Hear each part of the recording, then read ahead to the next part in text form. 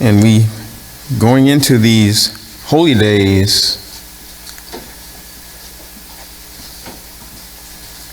many call them Jewish holidays, but that's not what the Bible says.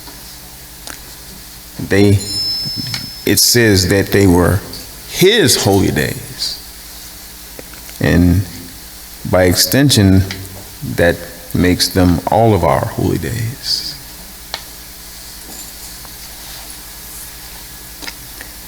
And those of you needing a title,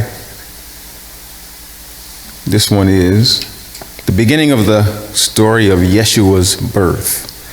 That is out of place in the eyes of some, but if you go through this with me, it'll come together like this. And the end of it will be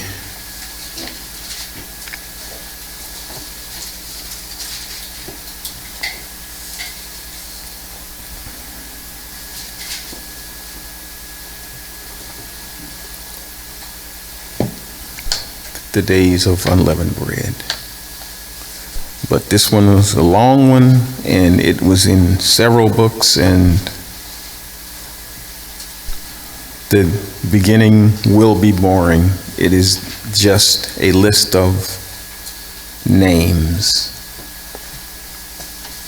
And we'll start in Matthew, the first chapter, the first verse.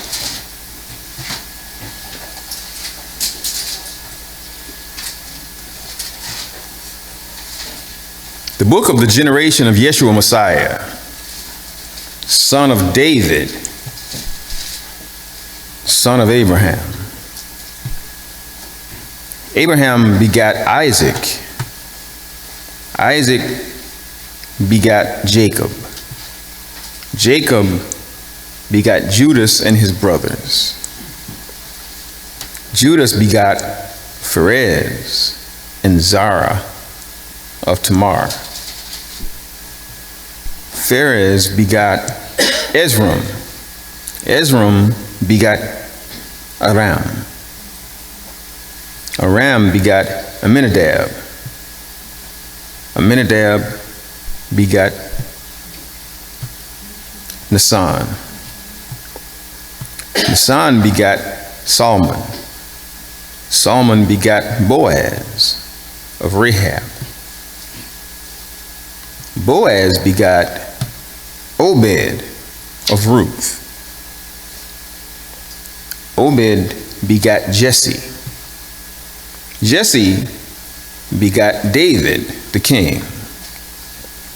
David the king begat Solomon of her that had been the wife of Uriah. Solomon begat Rehoboam. Rehoboam begat Abiah. Abiah begat Asa. Asa begat Josaphat. Josaphat begat Joram.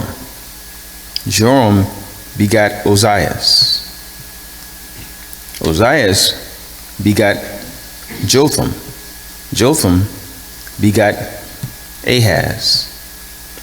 Ahaz begat Ezekias. Ezekias begat Manasseh. Manasseh begat Amon. Amon begat Josias. Notice in these Jewish names, they always in a plurality. Thus the Josiah instead of Josiah. 11. Josias began Jeconias and his brothers at the time they were carried away to Babylon. Verse 12. After they were brought to Babylon, Jeconias begat Salathiel. Salathiel begot Zerubbabel. Zerubbabel begot Abiud. Abiud begot Eliakim. Eliakim begot Azor. Azor begot Sadoc. Sadoc begot Ashem. Ashem begot Eliud. Now, we got through these, some of them. We recognize by now some of our friends have these names. Now,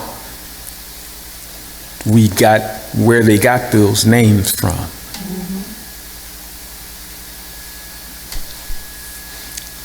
Some of you perhaps know Eliud Ramakam. 15. Eliud begot Eleazar. Eleazar begot Matan. Matan begot Jacob. Jacob begot Joseph, the husband of Mary, of whom was born Yahshua, who is called Messiah. So all the generations from Abraham to David are 14 generations. From David until the carrying away into Babylon are 14 generations. From the carrying away into Babylon unto the Messiah are 14 generations. The genealogy of Yahshua Messiah. Turn to Matthew, the first chapter, the first verse. Matthew shows his theme in the first verse. Yahshua as the fulfillment of prophecy and of Israel's expectation. The book of the genealogy of Yahshua the Messiah, the son of David, the son of Abraham. Yahshua is the kingly Messiah promised from David's royal line. Move on to 2 Samuel, the 7th chapter,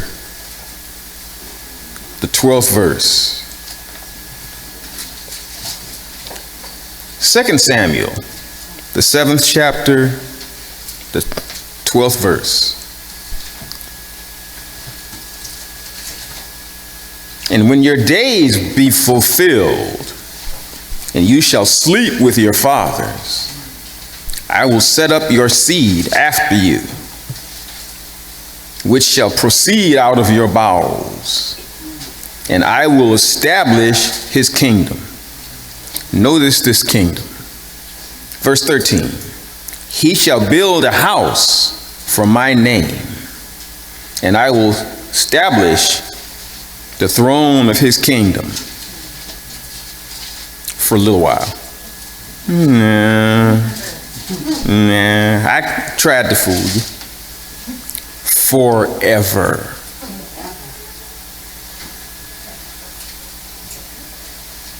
That places it a little bit differently.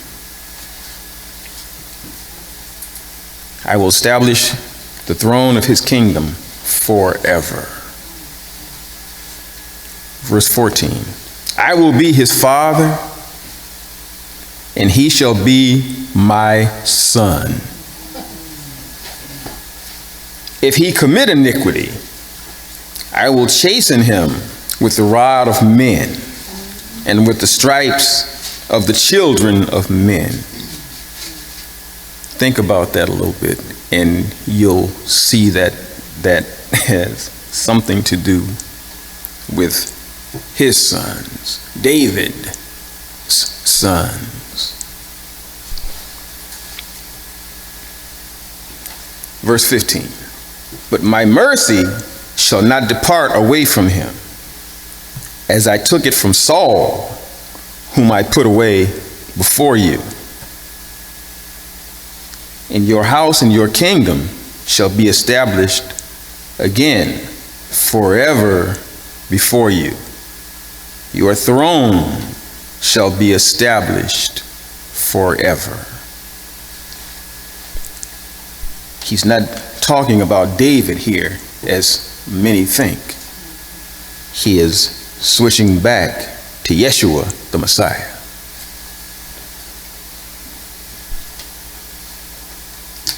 Son of Abraham, Yahshua,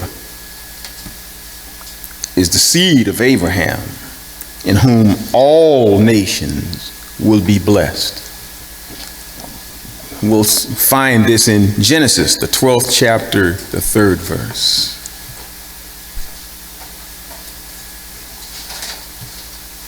Genesis, the 12th chapter, the 3rd verse.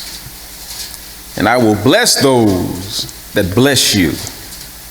You all have heard this before in a little bit different context. And it is talking about one person, not the people that you all have heard this in conjunction with, the Jews in Israel. And I will bless those that bless you, and curse the one who curses you. And in you shall all families of the earth be blessed. Not one family, all of them. But all of those who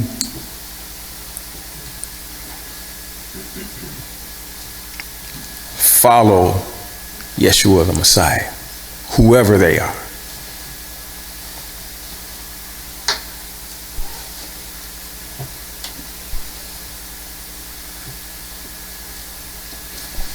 Matthew, the 1st chapter, the 2nd verse.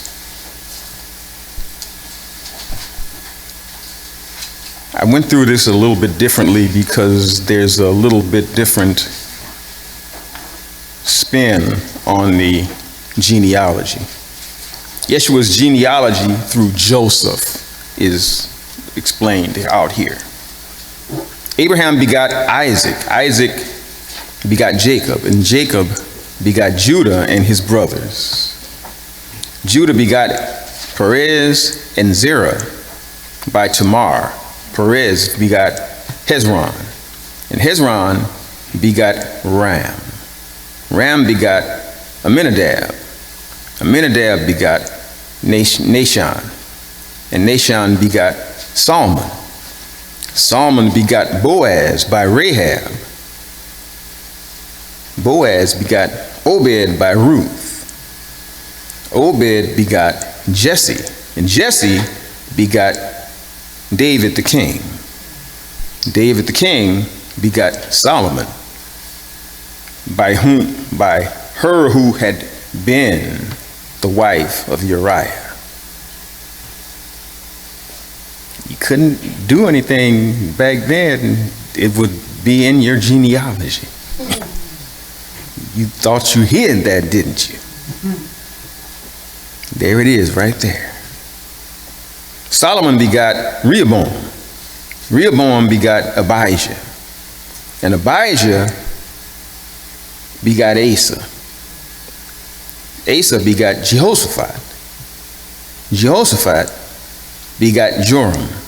And Joram begot Uzziah. Uzziah begot Jotham. Jotham begot Ahaz. And Ahaz begot Hezekiah. Hezekiah begot Manasseh. Manasseh begot Ammon.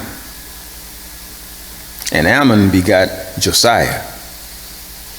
Josiah begot Jeconiah and his brothers about the time they were carried away again to Babylon. And after they were brought to Babylon, Jeconiah begot Shealtiel, and Shealtiel begot Zerubbabel. Zerubbabel begot Abiud. Abiud begot Eliakim. And Eliakim begot Azor. Azor begot Zadok. Zadok begot Achim. And Achim begot Eliud. Eliud begot Eleazar. Eleazar begot Matan. And Matan begot Jacob. And Jacob begot Joseph, the husband of Mary, or Moriah, of whom was born Yahshua, who is called Christ or Messiah. This genealogy establishes Yeshua's claim to the throne of David through his adoptive father, Joseph. This is not his blood lineage through Mary or Miriam, but his legal lineage through Joseph. The Gospel of Luke provides Yeshua's blood lineage through Mary or Miriam.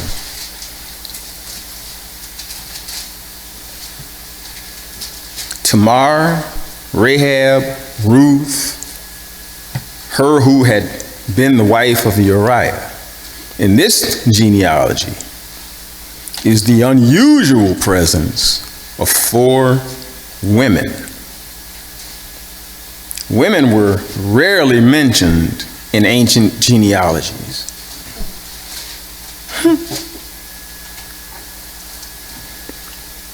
And the 4 mentioned here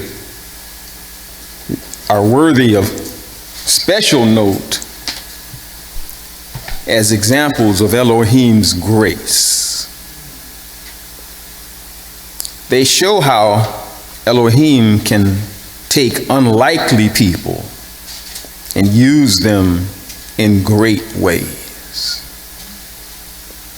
For instance, Tamar. Her story is in Matthew, the 1st chapter, the 3rd verse. Tamar sold herself as a prostitute to her father-in-law, Judah, to bring forth Perez and Zerah.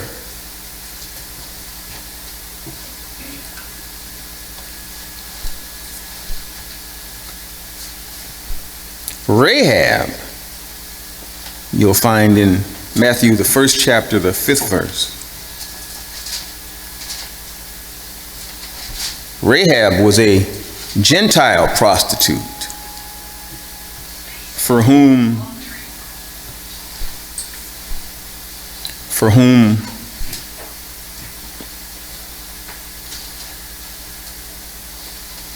God took extraordinary measures to save from judgment and her lifestyle of prostitution.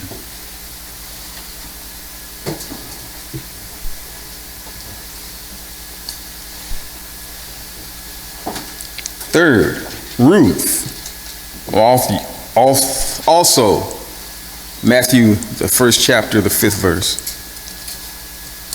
She was from Moab, a Gentile.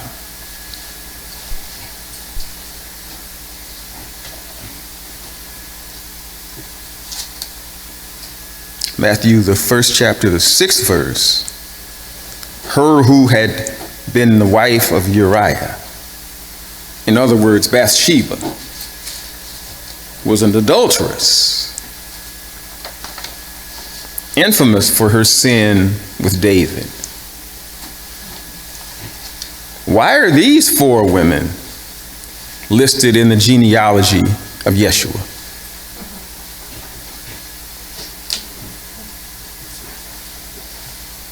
To demonstrate that Yahshua the Messiah was not some kind of blue blood, in the sense that he did not come from a pure aristocratic background.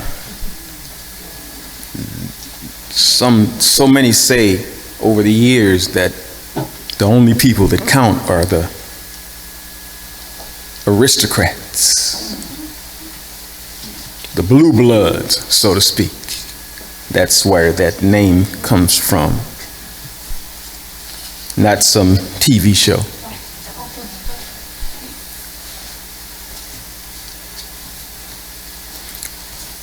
To demonstrate that Yahshua identifies with sinners in his genealogy,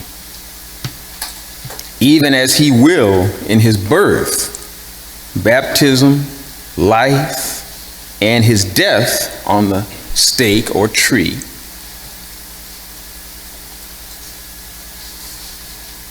To show that there is a new place for women under the new covenant.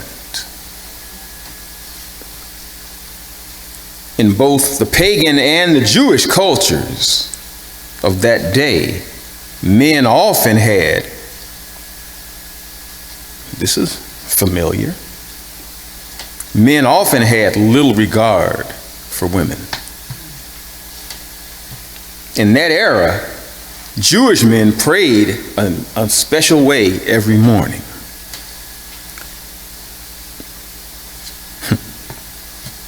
I kind of shook when I saw this, but I knew of it because it's heard so many times.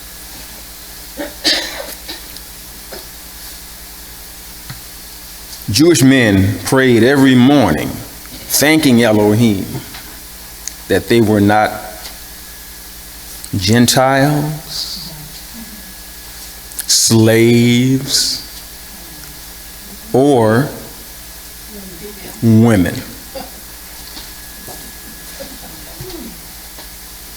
And women were regarded more highly among the Jews than among the pagans, but not much more, as you can see here. That's why so many, for so long, have held the Bible in such low regard because they don't read it. They didn't read it.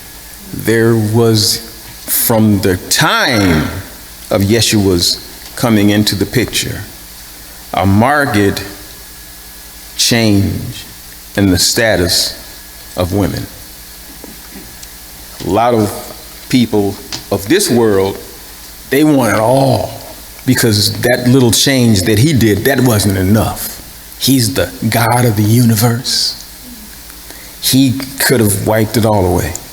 But as soon as he went away, all of his changes would have went away with him. This way, it's a little bit different.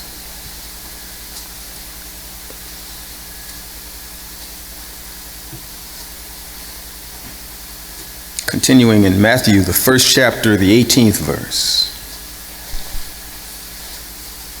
Matthew, the 1st chapter, the 18th verse. Now the birth of Yahshua Messiah was like this. That being his mother Mary espoused to Joseph before they came together. This stuff nobody notices. It's little instructions for us all. Now, the birth of Yahshua Messiah was like this. That being his mother Mary espoused to Joseph. No marriage yet. Espoused. But there was no getting busy before that. What did he say? Things are different now. You all don't recognize it in its fullness, but they are different now, and not in a good way.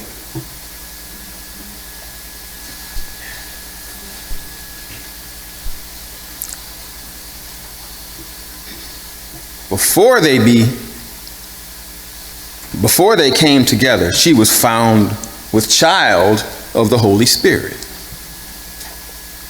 Then Joseph, her husband, being just and not willing to expose her publicly, desired to leave her secretly.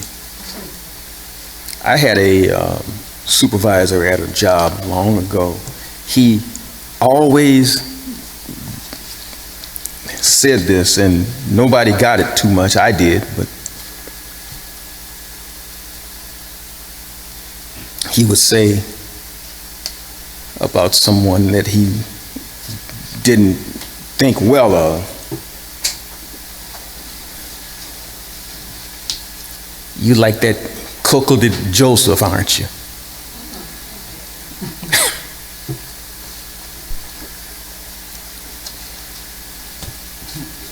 And half of the time, the people didn't even realize that he was talking very badly about them. But he was.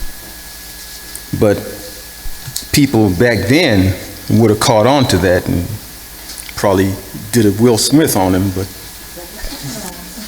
I don't advise that either.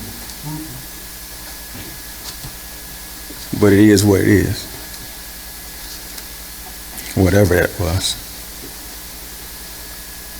Verse 20. But while he thought on these things, behold, the angel of Yahweh Elohim appeared unto him in dreams, saying, Joseph, you son of David, fear not to take unto you Mary your wife. For that which is conceived in her is of the Holy Spirit. And she shall bring forth a son, and you shall call his name Yahshua, for he shall save his people from their sins. Now all this was done that it might be fulfilled, which was spoken by Yahweh Elohim through the prophet, saying, Behold, a virgin shall conceive, and shall bring forth a son, and they shall call his name Emmanuel, which being interpreted is Elohim with us. Then Joseph, being aroused from sleep, did as the angel of Yahweh had bidden him, and took unto him his wife, and knew her not until she had brought forth her firstborn son. And he called his name Yahshua.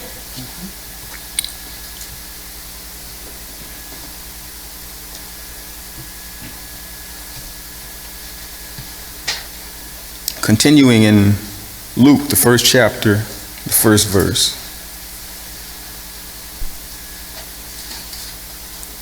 Since many took in hand to draw up an account concerning the matters which have been borne out among us, even as those who were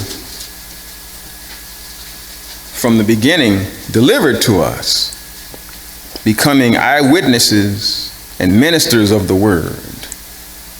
It seemed good to me also, following all things accurately from the very first, to write to you in order, most excellent Theophilus, so that you might know the certainty of these things in which you have been instructed.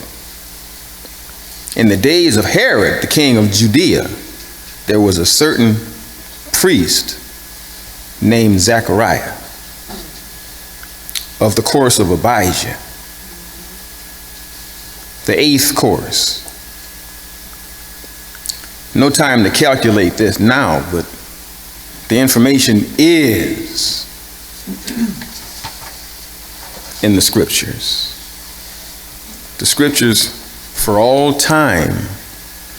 The courses also for all time were named for the first men who were chosen by King David to take the courses. There were 24 courses, and each course was 7 days long. That's enough information right there, if you do it right, to get within a week of the birthday of Yahshua. Nobody does it right to this day. It's kind of like the holy days. But it is what it is. But the information is there, and eventually you'll get it right.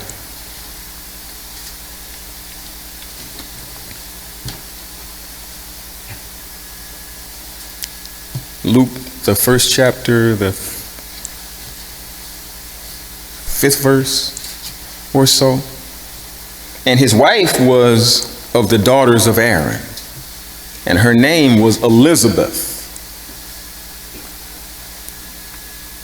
And they were both righteous before Elohim, walking blameless in all the commandments and ordinances of Yahweh Elohim.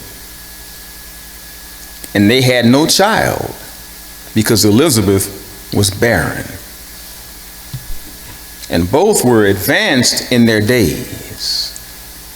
And it happened in his serving in the order of his course before Elohim, according to the custom of the priests, it was his lot to burn incense when he went into the temple of Yahweh Elohim. And all the multitude of the people were praying outside at the time of incense. And an angel of Yahweh appeared to him as he was standing on the right of the altar of incense. And seeing this, Zechariah was troubled, and fear fell on him. But the angel said to him, "Do not fear, Zacharias, for your prayer is heard, and your wife Elizabeth shall bear you a son, and you shall call his name John. And you shall have joy and gladness, and many shall rejoice at his birth, for he shall be great in the sight of Yahweh Elohim, and shall neither drink wine nor strong drink. And he shall be filled with the Holy Spirit, even from his mother's womb. And he shall turn away many of the sons of Israel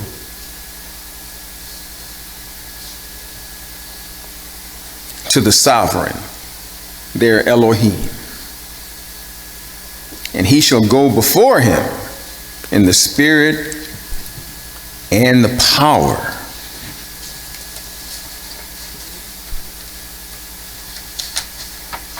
of Elijah, to turn the hearts of the fathers to the children, and the disobedient to the wisdom of the just,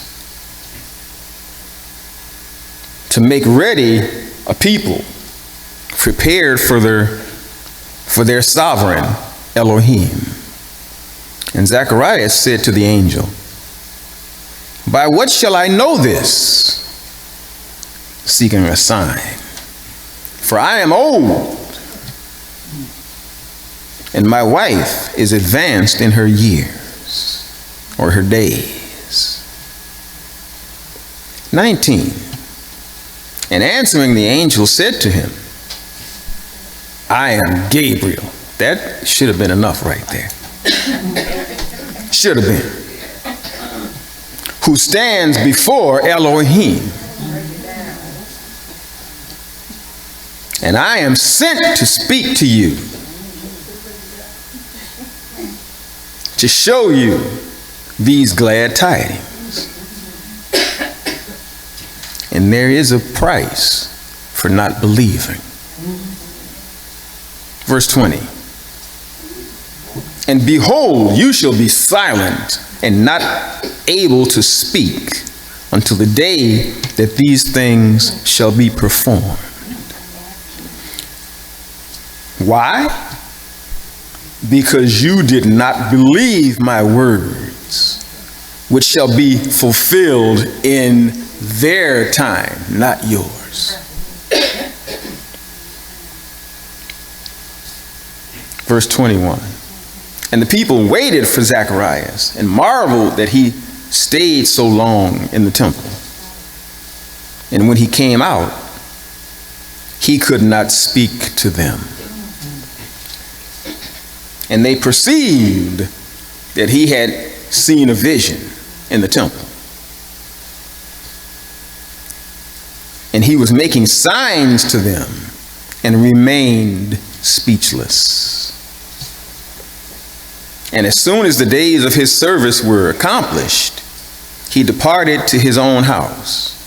And after those days, his wife Elizabeth conceived and hid herself 5 months, saying, So Elohim has dealt with me in the days in which he looked upon me, to take away from me my reproach among men.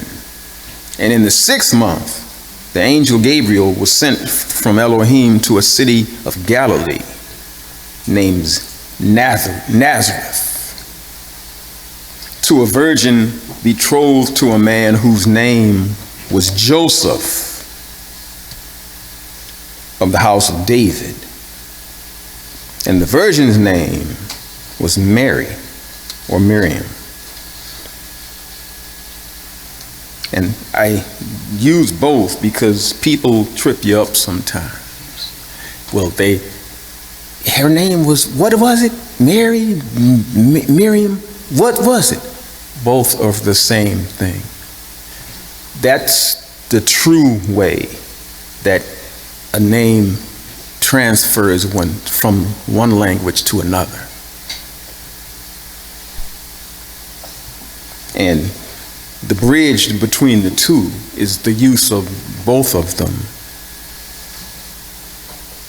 to clarify who you're talking about.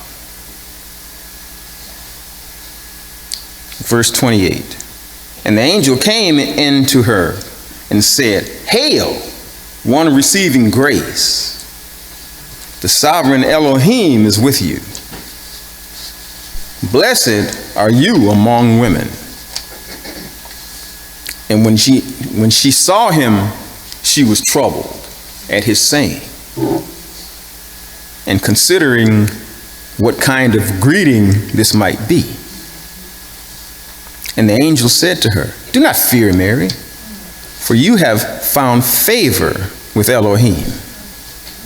And behold, you shall conceive in your womb and bear a son, and you shall call his name Yahshua. He shall be great and shall be called the Son of the Highest. And the sovereign Elohim shall give him the throne of his father David. That clears up a lot of the confusion right there as to who will be in charge in the end times. Some still say it's going to be David.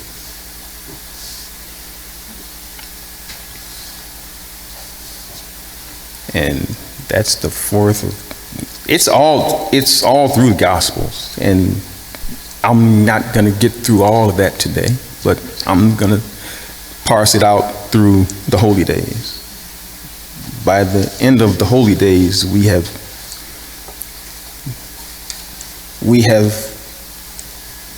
will have been through all of this, and you will understand it clearly.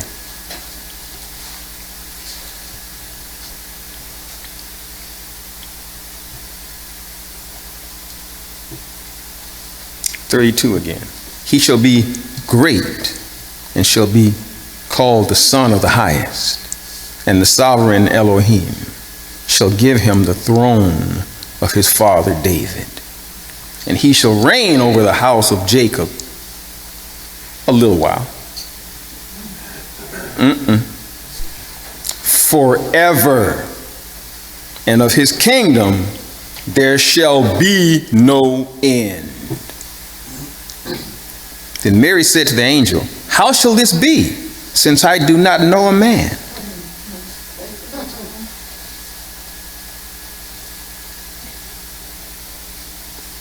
And the angel answered her and said to her, the Holy Spirit shall come upon you, and the power of the Highest shall overshadow you. Therefore, also that Holy One which will be born of you shall be called the Son of Joseph? No. The Son of Elohim.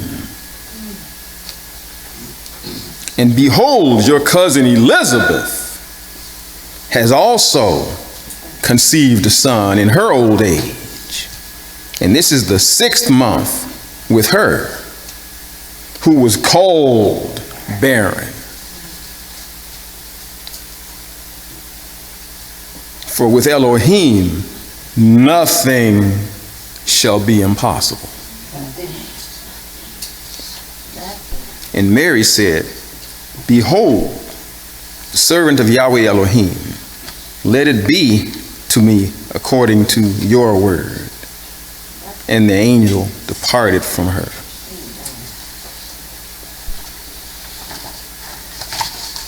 Any questions?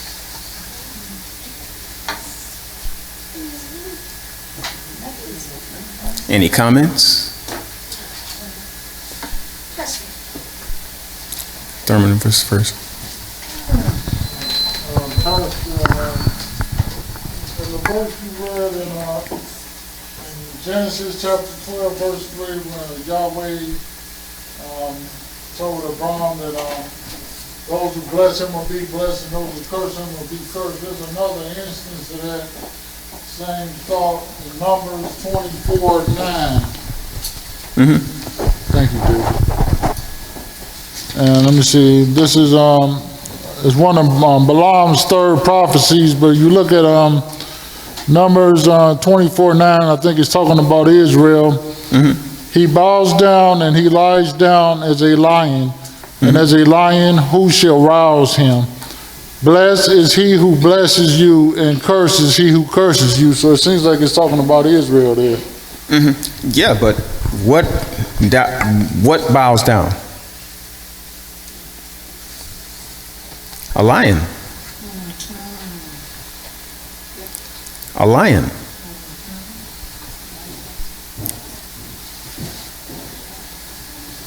And if you missed that, how many others missed that? Yep, the Lion of Judah. The Lion of Judah, okay. Yep, there it is right there. He's not talking about all of Israel. He's just talking about one person. Messiah. Okay, well, thanks for clearing that up, Pastor. Yep.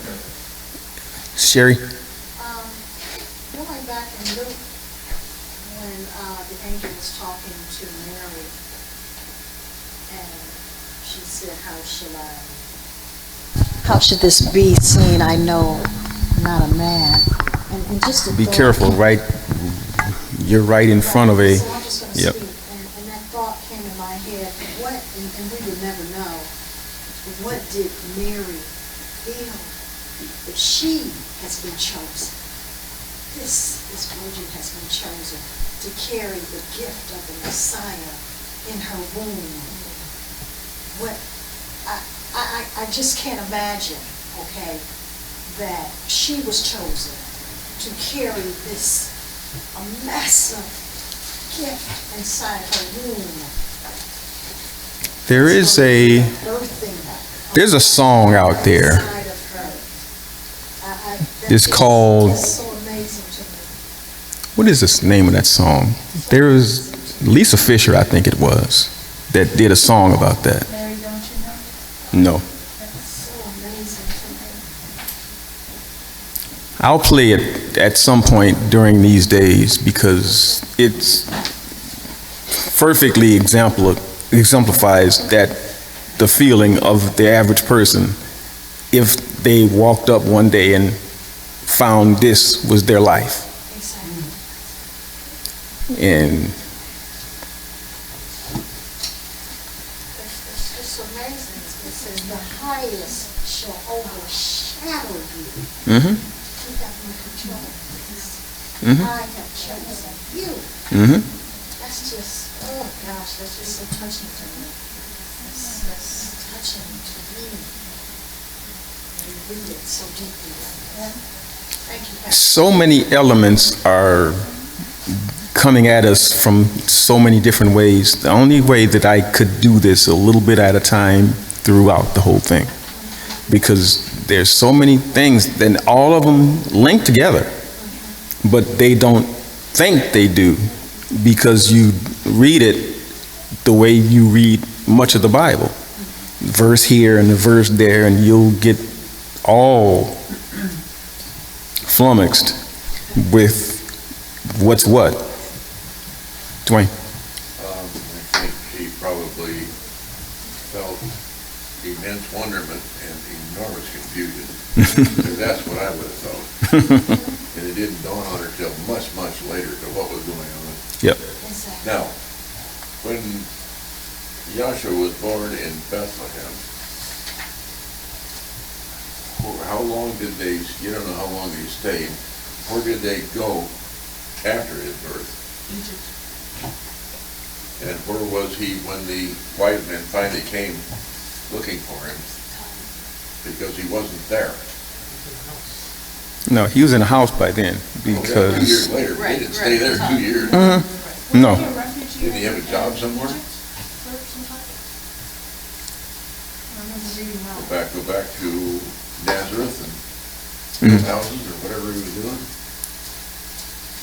it's in, I think, I was reading up on that last night while I was putting this together, and I thought I could squeeze it in there, but I think that that will have its own place.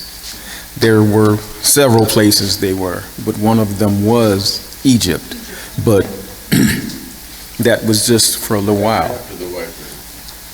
That soon after, but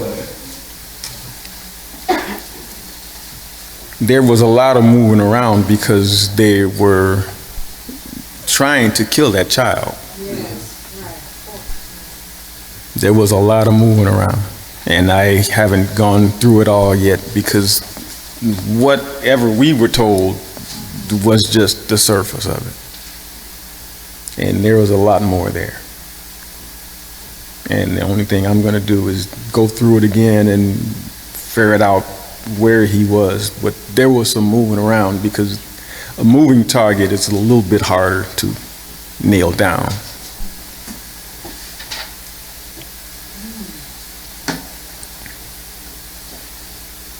Any more? I'm just looking at Matthew 2, kind of highlights, but yeah, he's right, it's after the wise men that they fled into Egypt for safety.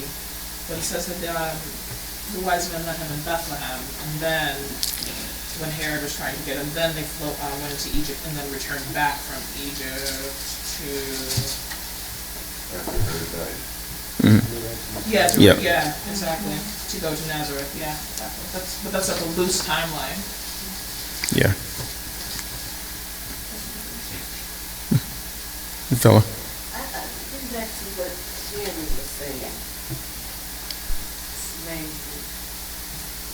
But that is nothing impossible. Mary didn't argue, she didn't quiver, she didn't let your will be done. Now she could have said, what? She said, what you gonna do? No, but she didn't say none of that. She just said, let it go according to your will. That's awesome. That's huge. That's what he wants. What'd you say? I love how the names all have Yah. Most of them have Yah in them. Hezekiah, Jeconiah, Josiah, Malachiah, going to all of them. But yeah, most of them have Yah, which means with God or with Elohim. You know, even Emmanuel being God with us, but how in their names, Yah is at the end. Like the names of the angels ending with L. Yes, exactly. Exactly. What did he say? The only time an angel is named in the scriptures, it ends with L. Like Gabriel.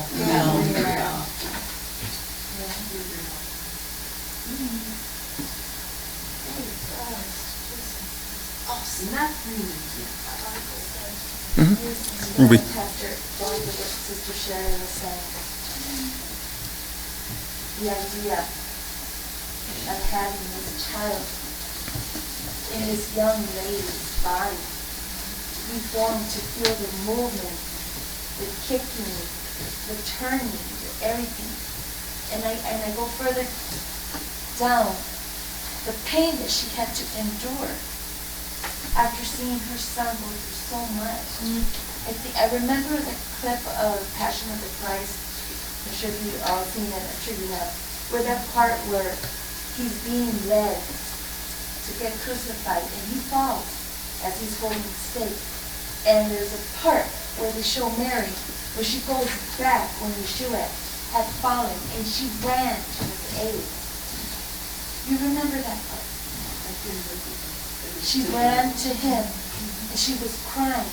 She couldn't see how he was there right now, all bloody, but she remembered how he looked when he fell, the love and compassion, but she had to endure. It was just that clip that really got to me when you think of what Sister Sherry said. You know, because she could have questioned, she didn't question. She let it be. I think it's just amazing, and you're right, Pastor. Some women have these so important parts in the scriptures. But the world just passes it off if it's nothing. Right.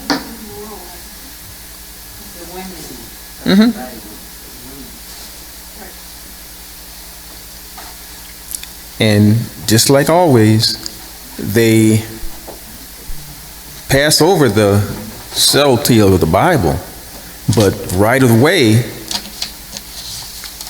the first thing they wanted to do in the modern world is all become pastors.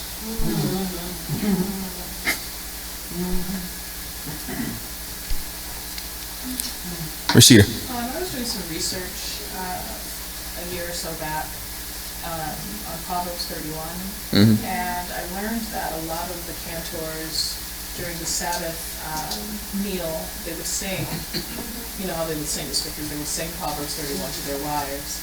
And I thought it was very interesting, but then I was reading and seeing if they still did that. They don't practice that anymore. And even one man said it's because he thought that a lot of women were not necessarily up to those standards anymore. That was very interesting because we're all falling short. But there was a practice, especially Orthodox Jews would, again, sing Proverbs 31 to their wives. Not even just Sabbath meals, but just in the morning when they would wake up, they would sing to their wives. They don't want to do that, but they want to go back to sacrifices. Yeah, but when did they do that? Before they hailed themselves as being not Gentiles or women, or, you know, there's a lot of confusion here, obviously. And a lot of that confusion will clear up a lot of the stuff that we confuse about this book, because the hardest thing to find in the world is a legitimate copy of the intact Talmud. Talmud. And there's some stuff in there that will curl your hair about Yahshua in hell on his feet first in excrement. And that's the official Talmud saying this. This isn't some off-brand copy that somebody has, but nowadays that so many people have access to the book, I have just copies. I copied PDF off the internet. I don't have a solid copy. But the ones that I do have are full of some stuff that I would not repeat from here. Because I would be too scared to That's right. blow that thing up, not me.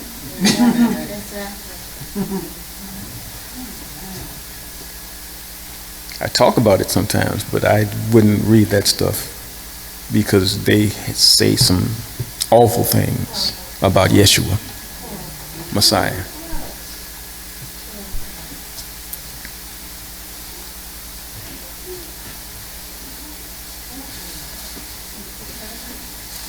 But now you see why. Now you see why. A lot of people until this day still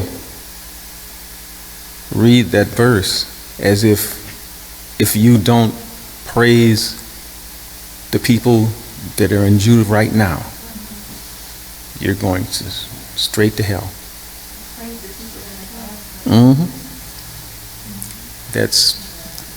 I have proven today that those scriptures weren't talking about the Jews at all.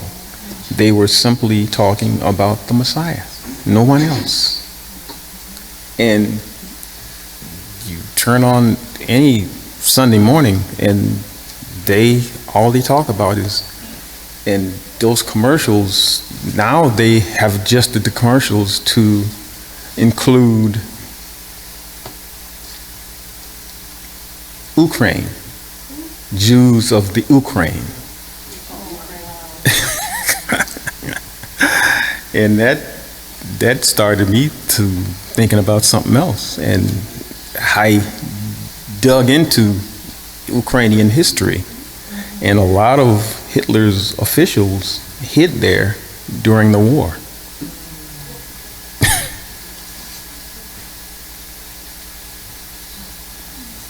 Before they were transferred to the islands down here by Americans.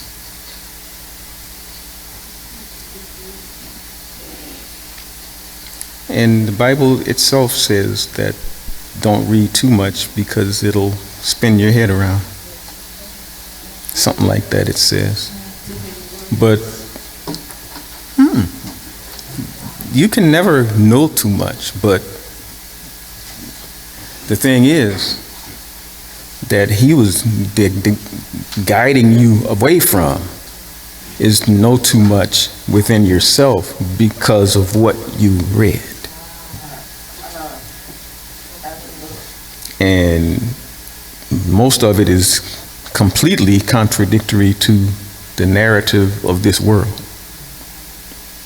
Most of it is. And sometimes you will get so far into it and just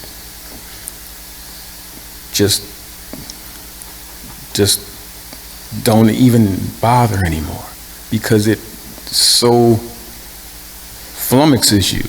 That word, I could use other words, but that one was cleaner.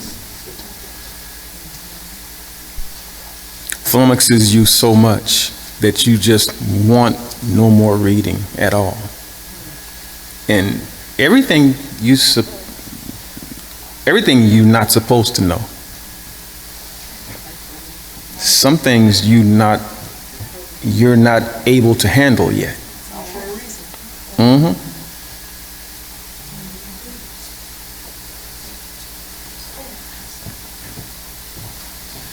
Sherry. That reminds me of what you said, you're not supposed to know everything, and then the word it says, and I think it was in John's scripture, he said, I have much to tell you now, but you are unable to handle it now. Mm-hmm. That, and just what you said, he said it there, I have much to tell you now, but you are unable to handle it now. Mm-hmm. It's words. Is it on record that he ever finished telling them? If so, where? Yep. He's going to. Yeah. There was a lot of things that we just didn't get in. But you'll have forever to ingest it all in the kingdom if you get there. And the instruction, the biggest instruction on how to get there, obey him. Obey him.